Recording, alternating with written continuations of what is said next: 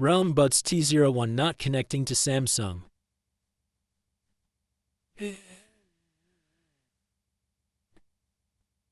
If the Bluetooth earbuds device is not showing up, then reset your Bluetooth earbuds device.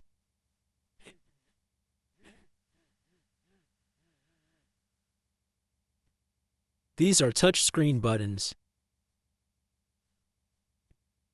Press and hold the touchscreen button on the earbuds for 10 seconds.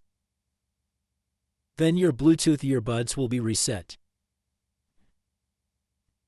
First, turn off your mobile's Bluetooth.